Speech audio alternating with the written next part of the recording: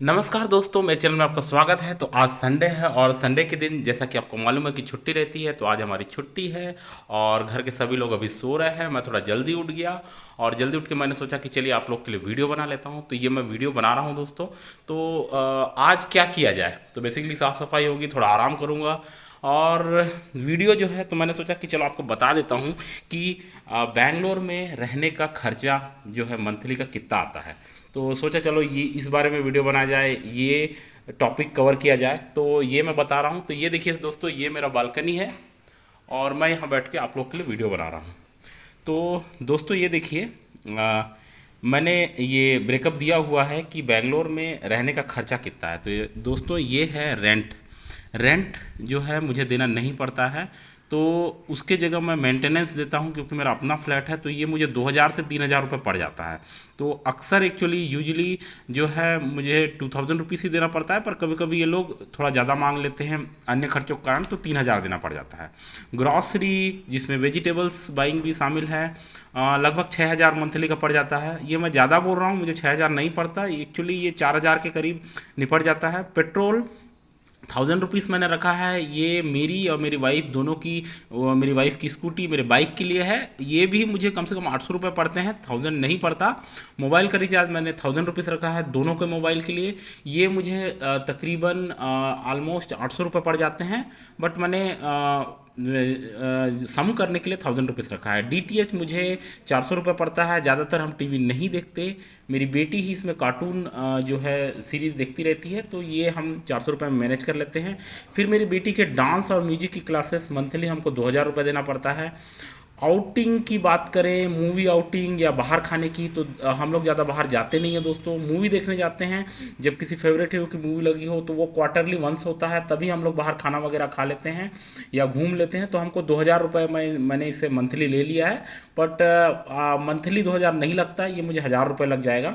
Shopping shopping मेरी wife उतना करती नहीं है, वो विंडो शॉपिंग करना पसंद करती है या स्ट्रीट में शॉप करेगी, बड़े मॉल्स में शॉपिंग करना पसंद नहीं करती है। मैं भी पसंद नहीं करता। तो शॉपिंग में हम लोग 2 से 2,500 ही खर्चा करते हैं, पर मैंने 4,000 रुपये रख लिया है। स्कूल की फीस ये मैंडेटरी है दोस्तों, ये 10,000 रुपये, 10 से 11,000 रुपये मुझे देने पड़ता है अपनी बेटी की स्कूल की फीस। तो ये मैंडेटरी मैंने रखा हुआ है। इसके बाद मेडिसिन 1,000 रुपीज़, ये एक्चुअली 600, 500 से 600 पड़ती है। ऐसी कोई खास मेडिसिन हम लोग नहीं लेते, पर मेरी वाइफ आयुर्वेदिक दवाओं पे काफ़ी भरोसा करती है। तो वो जो टॉनिक्स है और च्यवनप्राश वगैरह और कुछ अन्य दवाइयाँ हम लोग लेते हैं, ये हमें 500-600 रुपये पड़ जाती है। मैंने 1,000 रुपीज़ रख लिया। टैक्स मैंने 1,000 रुपये रखा है। एक्चुअली हम प्रॉपर्टी टैक्स हमको देना पड़ता है ईयरली, जो कि 5 से 6 हज़ार होता है। तो मेरे फ्लैट का टैक्स और मेरी कुछ प्रॉपर्टी है उसका टैक्स, तो कुल मिला के मैंने 500 रुपये महीने का मान के, दो प्रॉपर्टी का 1,000 पकड़ लीजिए, तो इस तरीके से मैंने ये टैक्स ले लिया है। तो कुल मिला के ये 32,400 का मेरा ये फिगर आउट होता है, मेरा मंथली का बैंगलोर में एक्सपेंस। इसके अलावा अगर हम लोग अपने नेटिव प्लेस जाते हैं और बाय एयर ही हम लोग ट्रेवल करेंगे, तो हमको कम से कम 10 से 15 हज़ार रुपये लग जाता है। अगर हम बाय ट्रेन जाते हैं तो हमको 5,000 से 8,000 रुपये लग जाते हैं। क्वार्टरली ही दोस्तों हम लोग का ट्रिप का प्लान बनता है, जब हम किसी हिल स्टेशन में या किसी रिलीजियस प्लेस में घूमने जाते हैं, तो वहाँ भी हमको अमूमन 10 से 15 हज़ार लग जाते हैं। क्योंकि मैं बजट ट्रेवलर हूँ, मैं ज़्यादा हाई फाई या एक्सपेंसिव जगहों पे नहीं रुकता, ना ही हम लोग इस तरह खाना पसंद करते हैं। तो इस तरीके से अगर आप मेरा मंथली देखें, तो मेरा मंथली का खर्चा 32,400 हो रहा है। और ये खर्चा हमने 3 लोगों का मैंने बताया है, मैं, मेरी वाइफ और मेरी बेटी का। और ये 32,400 थोड़ा ज़्यादा ही दिखा रहा है। ये अमूमन अगर मैं बोलूँ बहुत स्ट्रिक्टली, तो ये 25 से 26 हज़ार होगा। ये उस केस में है दोस्तों जब आपका खुद का घर हो, आपका खुद का फ्लैट हो, तब। अदरवाइज रेंट में बैंगलोर बहुत कॉस्टली है दोस्तों, आपको कम से कम 25,000 रुपये, 20 से 25 हज़ार रुपये खर्च करने पड़ेंगे ही।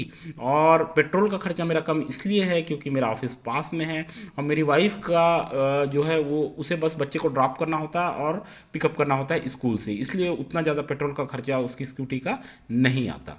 तो ये है ओवरऑल मेरा ब्रेकअप। आपका खर्चा कितना है, आपका मंथली एक्सपेंस कितना है, ये ज़रूर बताइए। और रही बात इन्वेस्टमेंट पार्ट की, तो वो मैं अगले वीडियो में बताऊंगा कि मेरा इन्वेस्टमेंट जो है मैं कहाँ कहाँ इन्वेस्ट करता हूँ और कहाँ कहाँ करना चाहिए।